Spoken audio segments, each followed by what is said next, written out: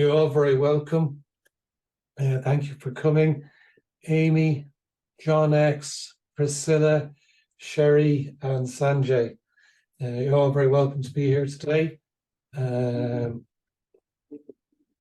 just check in with you first to see if anybody has any question or any issue, whether it's practical or metaphysical. We'll try a 5-minute answer, or also we use the words "I don't know" as well. So yeah, if there is anything, you can throw it out. I've a couple of little bits of information myself. So one is I saw the optician earlier today, and my reading is weakened a little bit, and it's not too bad, but I talked about this symptom of when the finger goes to the side and it goes into double fingers, you start to see double. And so I mentioned this, and she tested out, and I said, oh, it's not actually that bad right now, because most of the time they don't test this particular one; they just use other machines. And I only picked up on this test when I was being in the process of being hospitalized, and so my symptoms were very bad. I was progressing very rapidly, whatever was going on. And this was one of the tests that they did in the emergency at that stage. And the double finger test was huge. It was really evident and huge. But if we're looking at the primary vision, then we don't notice that. So I just use mostly primary vision. So I didn't really notice it until I was tested for it. And so with the optician today, that had a better result.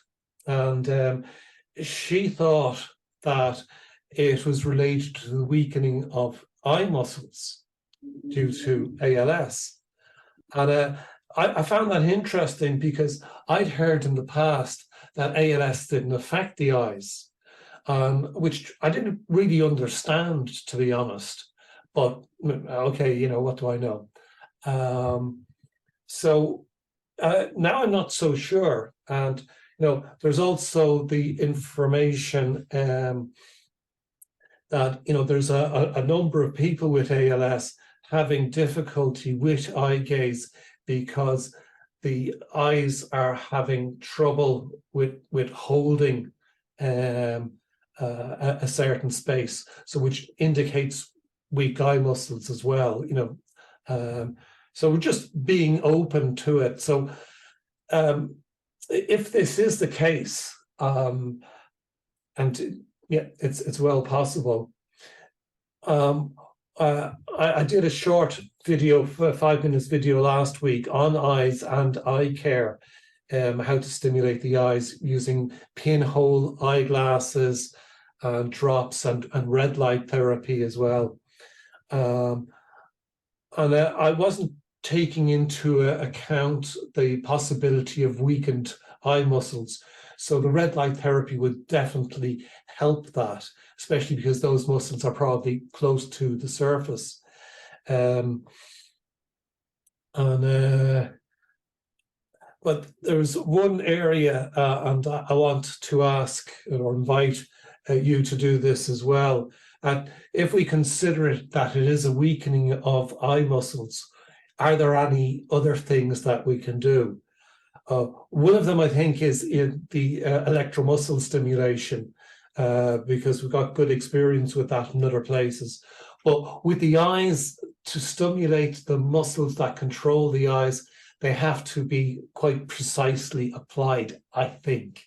I would certainly like to get a professional's information as to where to put the pads, the electro pads on the face, because you can put them. I have diagrams of putting them on the face, but I've just never done it myself, and I just like to follow professional advice, when it comes to the face and electromuscle stimulation. The rest of the body I'm very comfortable with. They're simple enough muscles, but the face is so complex with muscles. That's something. So if anybody knows of a physiotherapist or an optician or somebody with the specialization and the real knowledge to answer that question, because I know some people answer the question, I've heard it before from physiotherapists saying, oh, you shouldn't do that for electromuscle stimulation. But they're not saying that from a place of knowledge. They just think that maybe it's not a good thing, so let's stay safe and say no. We know that, you know, electromuscle stimulation doesn't damage the muscles or the neurons. So yeah, but yeah, I'm just throwing that out there. Okay, so yeah, we've no questions.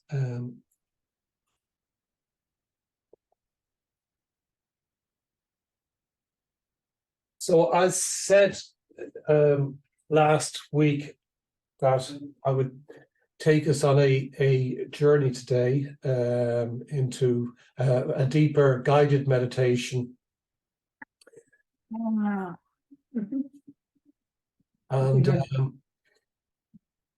And yeah, we'll use as our starting point. We'll use as our starting point the minutes meditation that we had earlier. And yeah, if you want to type into the side things that you notice that you are aware of, or if you want to say them, it's really interesting to do this. And so we're going to explore it from the very simplest kind of level, which is our immediate experience as we are. You know, I've been doing this for so long that I don't need to do anything most of the time to go into a state of meditation. I don't even need to make a conscious effort to imagine it, really. It's nearly just a case of intention, and that's it. I'm meditating. That's practice. That's all it is. It's just practice and continuing, despite sometimes not knowing what I'm doing. In fact, not knowing what you're doing is an experience that we will definitely encounter in meditation. We're definitely going to have that. And it's a good experience. It's not a bad one.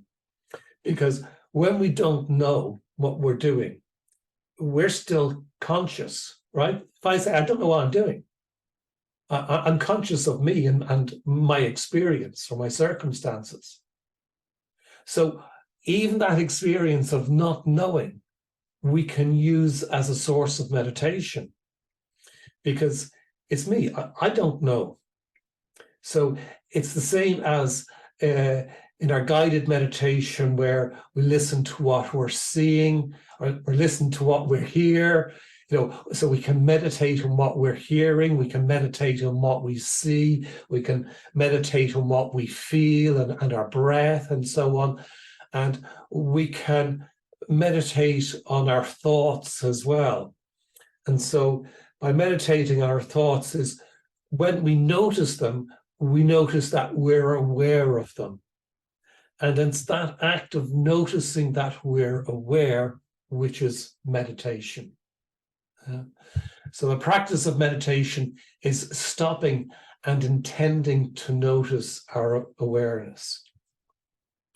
So that intention of noticing awareness isn't an abstract thing. It takes place within our simple sensory impulses, you know, hearing, seeing, and also the activities of our mind and our feelings as well. But that's the approach to feelings can be a little bit different, because our thoughts are noisy. We hear them, right?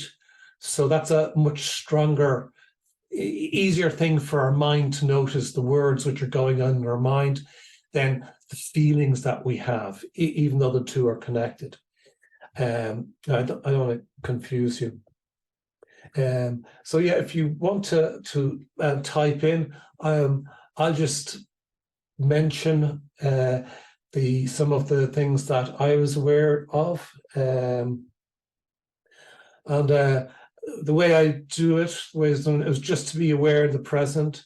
So I spent some seconds, I was noticing more visually. I was putting my attention on my visual experience. So without looking exactly at the screen in front of me, I could notice, somebody's camera was changing position and there was a bit of movement here and there and stuff like this.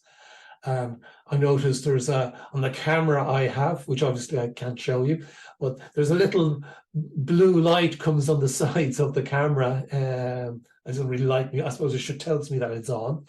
So I noticed that, and so there are a couple of, and then I was noticing more sounds because it's not really that interesting because I don't see it very clearly without my glasses. So there's a couple of things, and then I noticed the high-pitched sound, and there was a bit of background sound from somebody's microphone, and I noticed the sound of the computer, and I spent a little bit of time noticing the sensation of my breathing and relaxing with my breathing, and I kind of stayed with that for a little bit, and then there was some thought about this group and me leading this group and saying something to you, so I become a little bit more aware of things that I was thinking about. And so, I just went, yeah, that's what I'm thinking about. But I was using the breathing as more my what they call object of meditation. It was the thing that I was returning to, because you can really meditate on your thoughts, but you need to have your attention well established to do that. It can be a harder one to do, because as soon as we put our attention on our thoughts, we can really be overwhelmed by their activity. That can happen quite easily. So it's easier to start with the things which are impersonal and present, like the visual sight of the screen and the camera, that this visual sight in front of me. It's impersonal. It's not really about me, or the sounds that I hear. It's kind of impersonal, it's I don't really identify with it. So I don't really, react to the sound of the computer or some background sound or the sound of silence in my own brain. I don't really react to them. So it's kind of impersonal. And when I have that impersonal experience, when we're in a much quieter, a more expansive state, and we're in a state there, in that impersonal state, we're in a place of real peacefulness. That's what when we're relaxed in that impersonal state, we're actually relaxed out of our personal reactions, and we're experiencing something which is quite peaceful, because the impersonal is very peaceful. The sun lives for 8 billion years, or I don't know, something, the planet, so what's impersonal is somehow outside ourselves. It has a different quality about it. And so that's really, really useful. And it's something that we slowly develop the ability to notice and be open with over time, and is really useful. So if anybody wants to verbally say what their experiences, what they noticed in that 1 minute meditation, if you want to, you can, or if you feel like I've covered everything, then that's fine. But if there's something unusual that you noticed as well, you can bring that, because it's your consciousness that counts.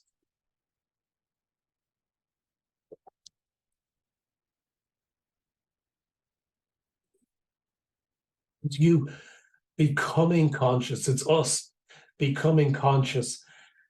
And we need to express that as well, more than just kind of stay in the mind with it, if you know what I mean. We need to, acknowledge that at times. That's really useful, especially if we're struggling inside our brain.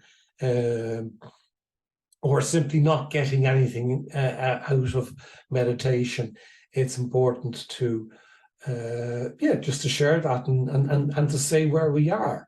It's really useful, because sometimes when we say where we are, we then know the next step we can take. It becomes obvious when we start to become clearer.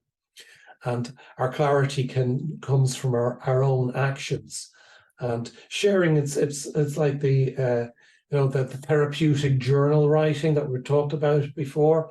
It's that process of becoming conscious and expressing things that sometimes we wouldn't normally notice or express, and giving ourselves the opportunity to do that. That helps us. It helps us to become clear, calm, and relaxed, and being able to deal with our difficulties in a way which is less anxious, less frightened, less depressed, and so on, because we're giving ourselves a different type of experience which is real. At the weekend, I'll come back to that remark now, John. At the weekend, I was away and I was talking to this guy, and he's been a Buddhist monk for like 30 years or something like that, quite a while, and a bit of a wild guy before that. Anyway, it was interesting. I've got my own experience for so long, though. I'm not really, dependent on what they're saying. But anyway, so I was trying to have a discussion with him, and he was giving this technique of meditation where you smile every time you breathe out. And so I've got something similar but different, which is you notice your body relaxing when you breathe out. And so whilst it's one kind of small change, well, in fact, it's really completely different, apart from the breathing out, which we're always doing. So because we smile when we're happy, it's an emotional response. So if we're smiling and we're not happy, we're actually forcing ourselves to do something that we don't feel. So that's, I won't use techniques like that. I don't really agree with them. And in order to because it wouldn't be authentic, I wouldn't be smiling authentically. Now, if somebody can do that, if they can smile authentically, then they can practice that successfully, and that's fine. And if you can do that, then do it, but by all means. But for me, is not being authentic, so it doesn't work with my values. So we need to have a practices which work with us. So when we're breathing out and we're letting go, we're working with our body. Our body is doing that. So we can relax with the body relaxing. There's a truth there. So we can focus on the body as it breathes out. Breathing out is the muscles relaxing. So when we're focused on that, we're actually focused on the body relaxing. So when we notice it, we can feel that sensation in our body. So it's an authentic thing. That makes it a very strong, in terms of its what it can give us, its stability. So to smile every time if you don't feel happy, that's going to be a struggle. That's going to be a struggle at times. So yeah, I'm just not going to practice it for that reason. But you can use this. You can use both. If you do want to smile more, you can go along and go into this state of relaxation first, and then feel what it's like to smile, to feel what the possibility of smiling is like in this relaxed state. And that'll bring an emotion with it. Be either, unhappy or maybe okay. And then, if it's okay, you can smile. If it's unhappy, then we can be relaxed and peaceful with this unhappy emotion and help that part of ourselves to heal. So that's when you become more established in the healing practice, these next steps become available easily enough. And so I just wanted to add that in as well. Thanks, John, for responding. I'm relaxed. My breathing is relaxed. I'm swallowing good. I'm eating well. And feel very optimistic. That's great, John. Thank you. And you can see, if you don't mind me talking about what you said as an example, John. So you can see that in John's words and what he's aware of, there's a strength in that state of being relaxed. And that's what this is, about, because this is it's really nice.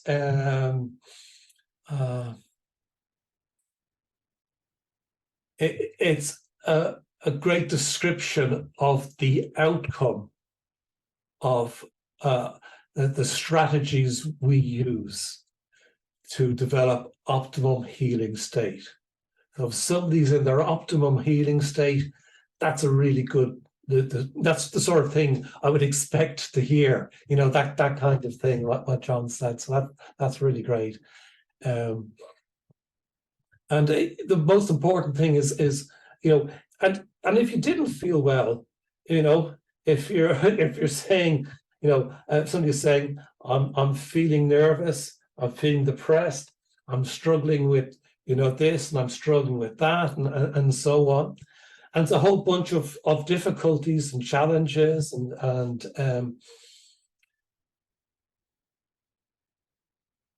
being aware of them is the first step of having an optimum healing state.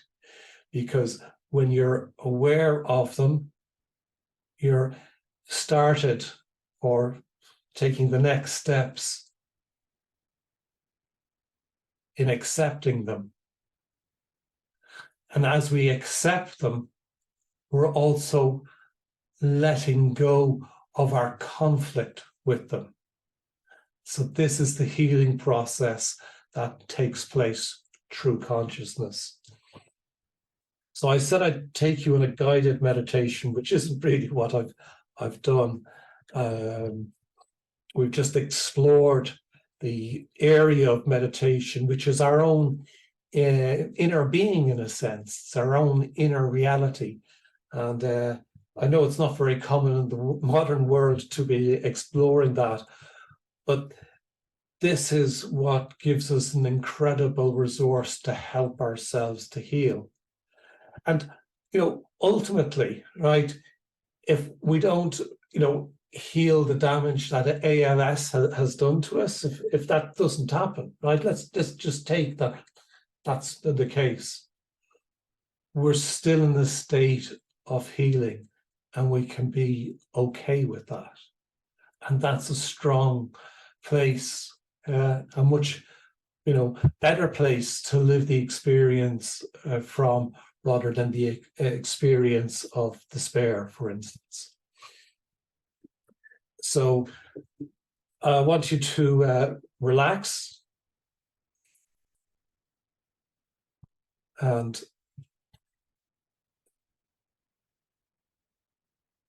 do this for about 15 minutes. And then we'll have a 5 minutes at the end.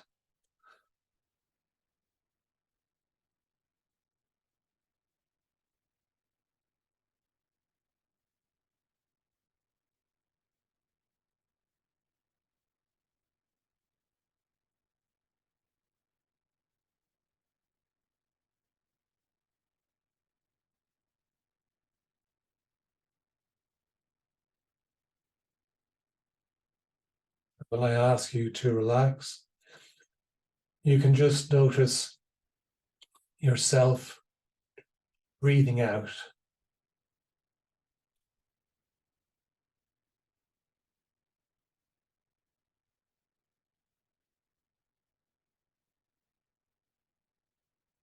If you feel tense or lost,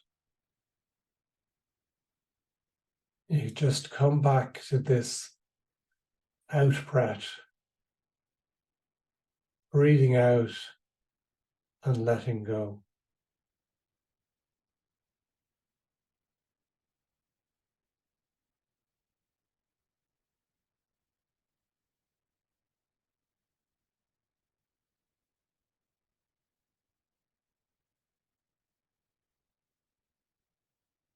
If you have a very strong emotional reaction as you relax, then you try to take as big a breath as possible and let go.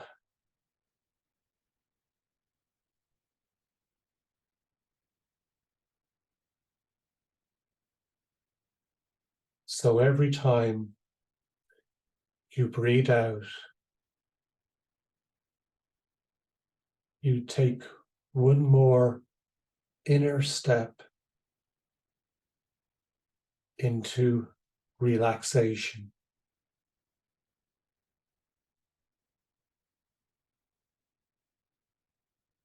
So as you relax,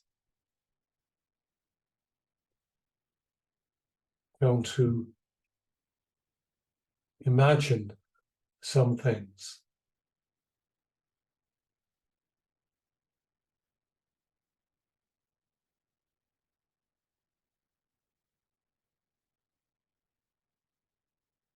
Firstly,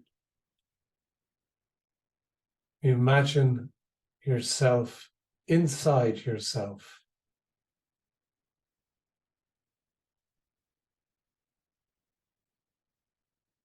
Imagine yourself at the center of your hearing.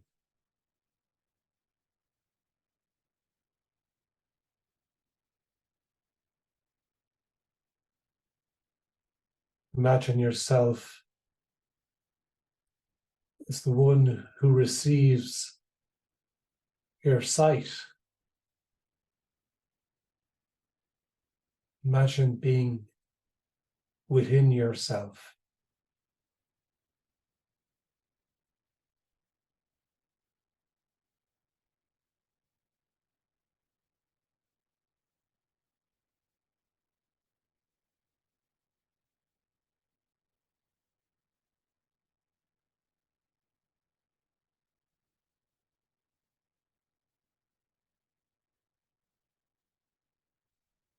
You have known for a very long time about your inner state and inner being. But you may not have been very conscious.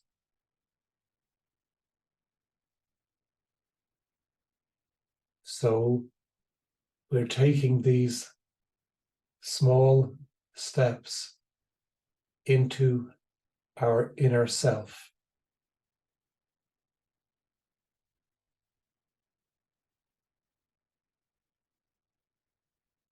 And every breath we take, which we relax with, helps us one step further.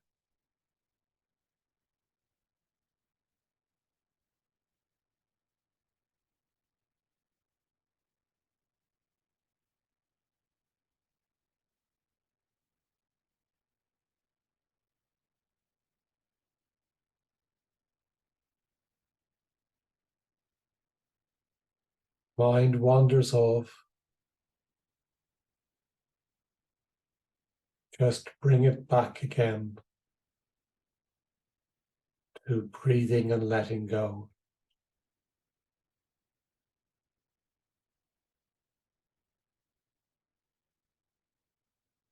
You don't have to force yourself to let go of things you feel strongly about. Just focus on your out breath and the body relaxing. You don't have to make any effort. Just put your attention on your breathing and notice yourself relaxing.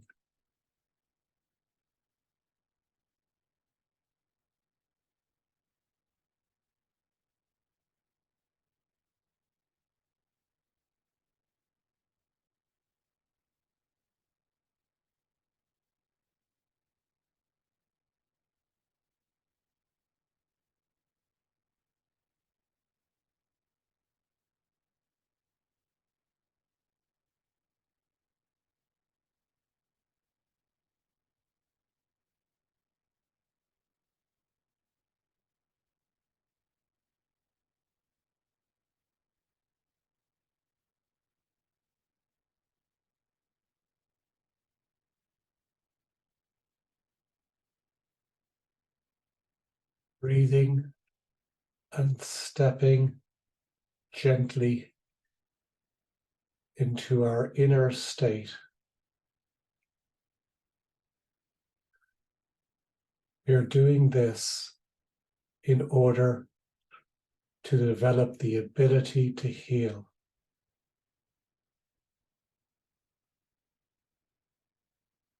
This step, this relaxed step into our inner state, is a healing step.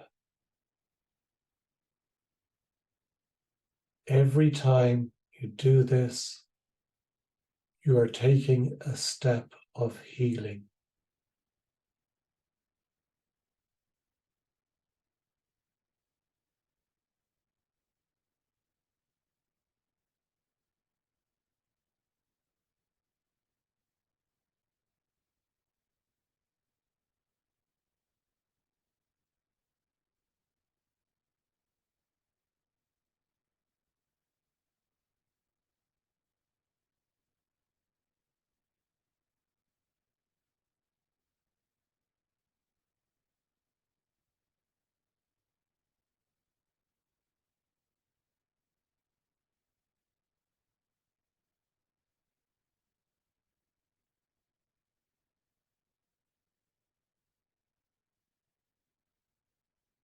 Breathe in, breathe out and relax, healing. Breathe in, breathe out and relax, healing. Breathe in, breathe out and relax, healing.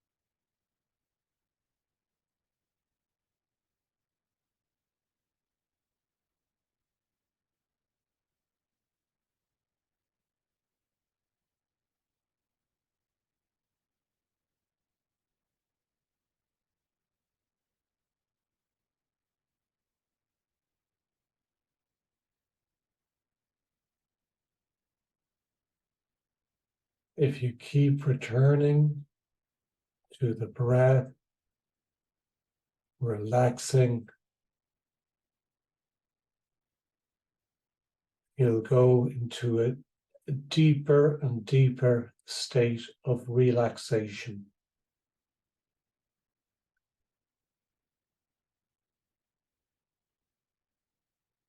Sometimes with these deep states of relaxation, we can feel very strong energy in our body.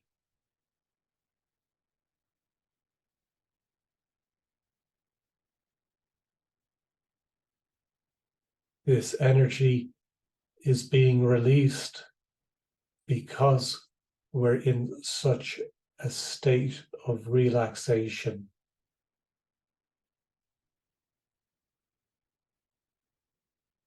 If we're tense or stressed,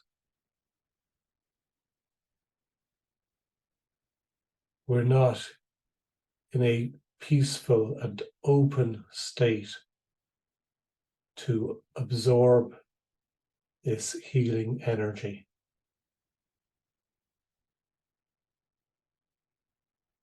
So if you're feeling relaxed, just keep breathing in that relaxation. Keep breathing in that healing. Let go as you breathe out. Relax and enjoy the state of relaxation and whatever comes with it. Practice it for as long as you can.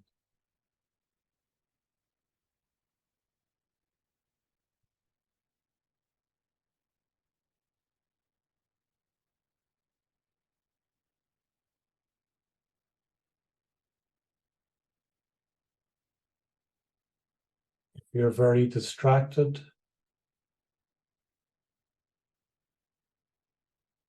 and come back to the place of breathing and relax. This is your basic meditation practice.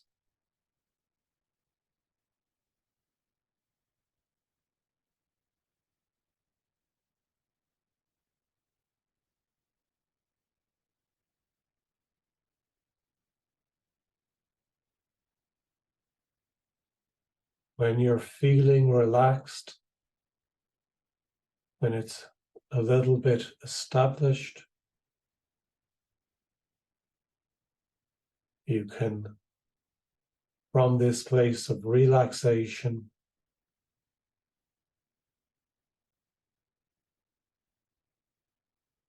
you can connect with stresses and difficulties and breathe your relaxation into them.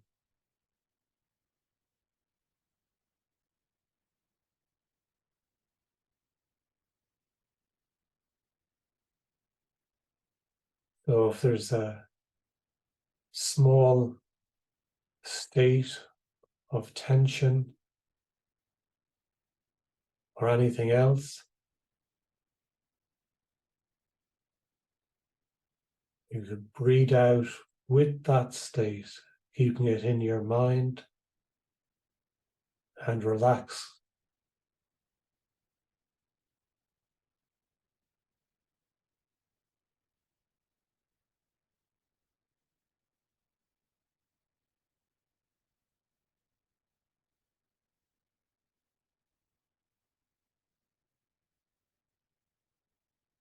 There is no limit to the depth of healing.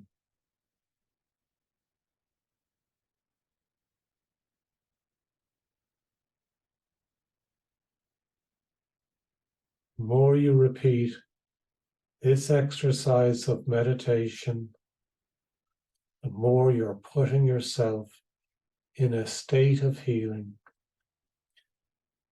not just for your mind, but for your body also.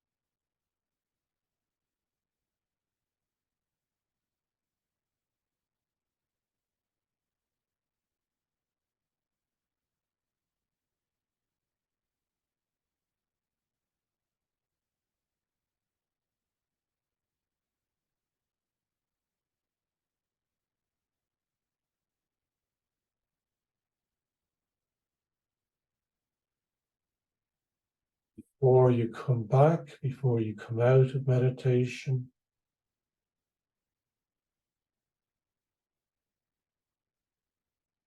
I want you, with 3 breaths, to repeat the phrase, I am healing, I am healing, I am healing.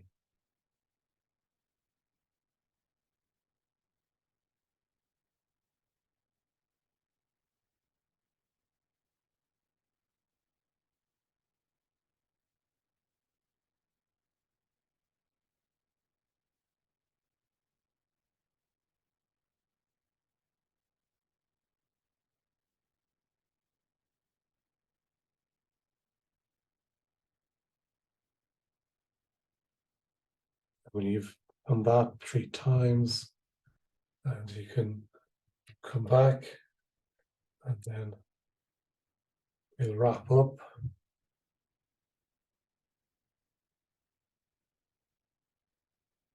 Amy has had to leave already.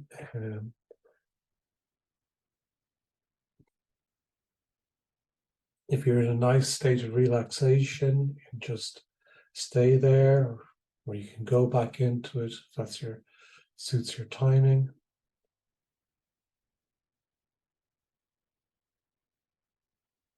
Otherwise, we'll hopefully see you next week, and I wish you a peaceful week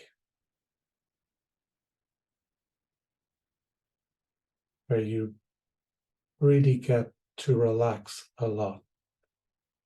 You start to become more comfortable working with him. That's all from me for today.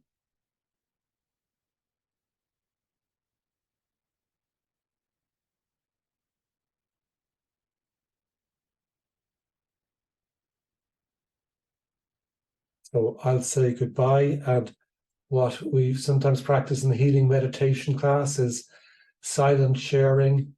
So if you can't say goodbye, then you say it in your mind, and we listen in our minds. Thank you, Sherry. It was great to see you.